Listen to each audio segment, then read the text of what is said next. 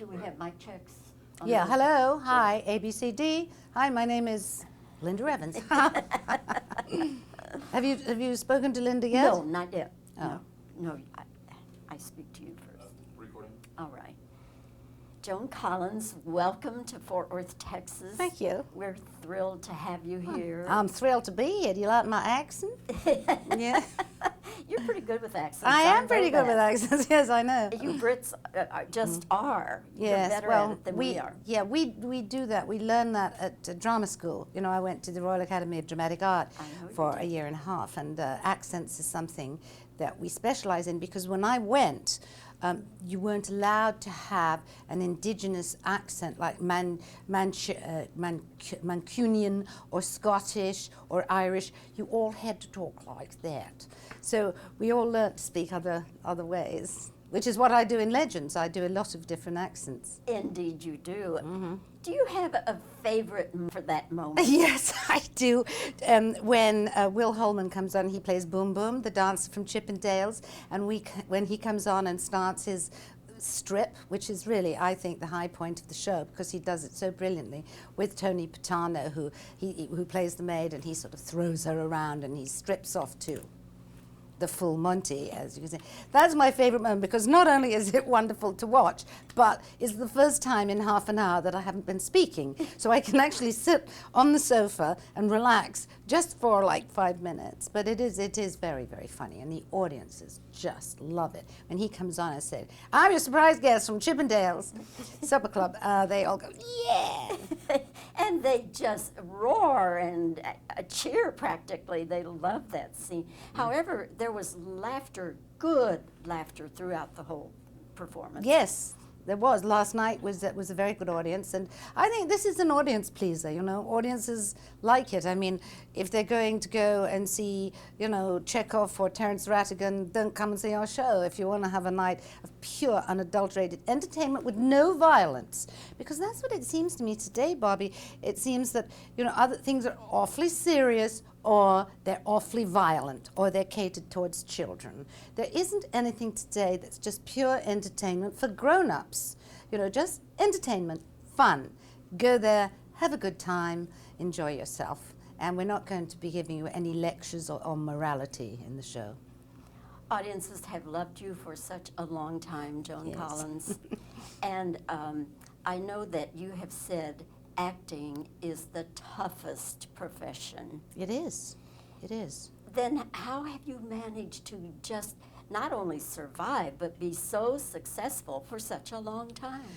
Well, I think, first of all, I've been very lucky. Second of all, I never had an inflated idea about stardom. I had a period when I was under contract to 20th Century Fox. When I went there when I was 19, I had my 6 years.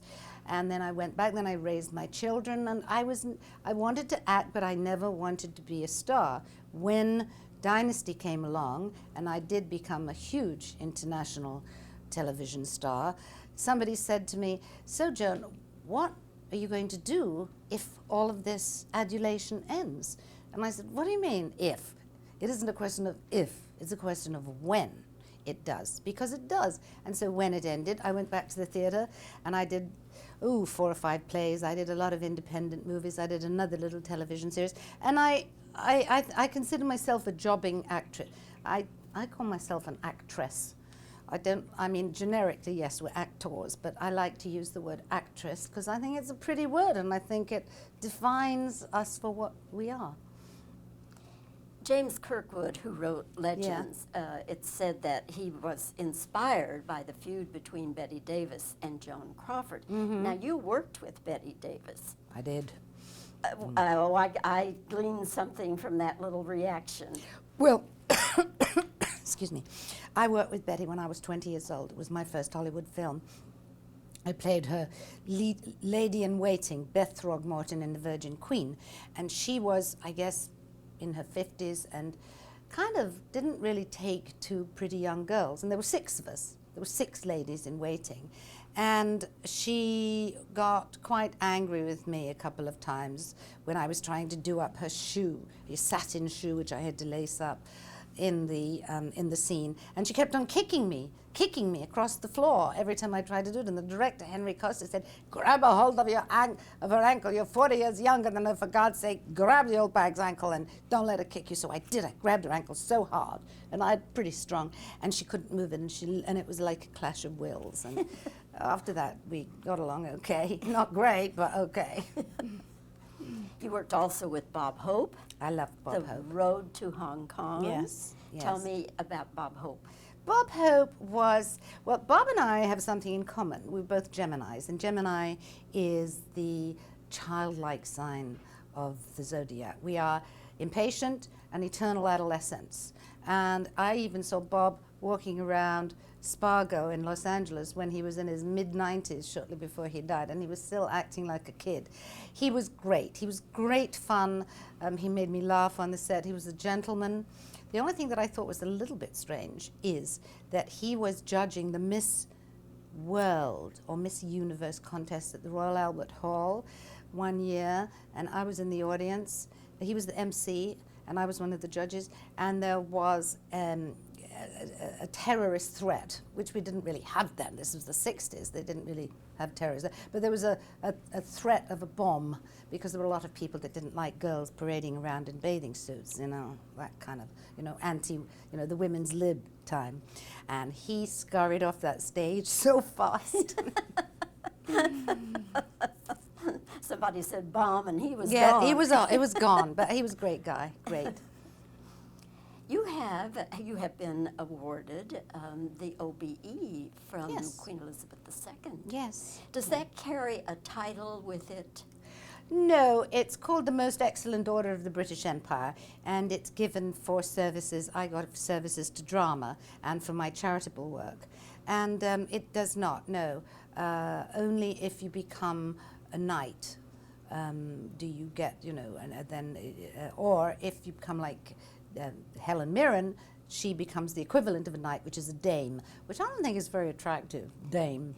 It reminds me of pantomime. No, it doesn't, but I do have a little decoration that I can wear if you ever go anywhere where decorations are worn. But that has to be a very good feeling, doesn't it? Yes, it was very exciting. It happened in 98 or 99, and I went to Buckingham Palace with my son, Sasha, and we went. It was very nerve-wracking. It was the same year that Paul McCartney got his knighthood, and Paul and I, Paul's also a Gemini. I get along very well with Geminis.